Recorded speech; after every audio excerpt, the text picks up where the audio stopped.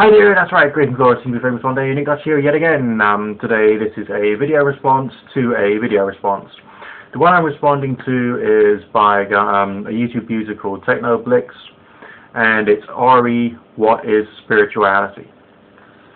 Now, if I was to answer this question from the point of view of a tarot reader, I would have to think about what my clients say. I'd have to think about the way that they use their language and try and build basically an understanding of what the word spiritual means to someone who is a client of a practicing tarot reader. The phrase, "I have a spiritual problem," crops up an awful lot.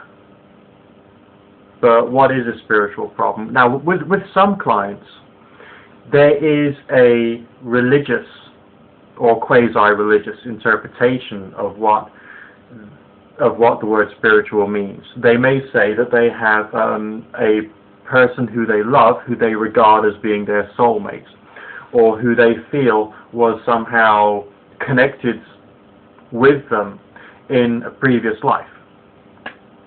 That's their interpretation, not mine. Okay? There are some who believe in the concept of twin flames, who believe that the aura of the two people somehow blends at some point, and thus they're connected psychically and spiritually over distance for a long period of time. These are spiritual problems in the eyes of certain clients. There are other clients who say that the spiritual problem that they've got is the feelings that they have, the emotions and the things which trigger the emotions, and their goals are to try and change circumstances around them to make the feeling of emotional disquiet inside them become less. That's another form of spiritual problem. But what are we talking about here? We're talking about life goals associated with romance and feelings and emotions associated with romance. These are called, in inverted commas, air quotes, spiritual problems by these people, by these clients of mine. So, spirituality,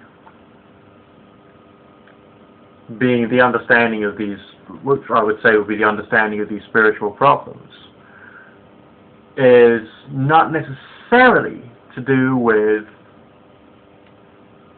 quasi-mystical or mythological characters such as God, Odin, Thor, and the rest of them, or indeed a religious path. It appears to be much more to do with the individual, their place in life, trying to achieve goals and dealing with the emotions that they're experiencing, which covers psychology to a certain extent, but it's very much of the emotions and where people feel that they fit into real life. Now, if I was to take away all of the references and ideas associated with spirit energy, spirit guides, gods, and all the rest of the supernatural stuff, I feel that I could still use the term spiritual to describe or define myself as an individual who is trying to understand and categorize what is going on in my clients' lives. So yeah, I would say that atheists and agnostics can be spiritual, as well as theists and spiritual healers and the rest of them. The other interpretations of the word spiritual, yes, TechnoBlix touched upon that, is just people being religious, but not wanting to use the word religious. And maybe their religion is more do-it-yourself or self-discovery orientated, which would make some sense. But there's also another subset of the word spiritual, and that is those people who believe in the objective existence of certain forms of spirit entities such as ghosts, angels, demons, the rest of that. I don't feel one can call oneself a spiritual person if one just believes in supernatural beings, and I don't think that that is spiritual.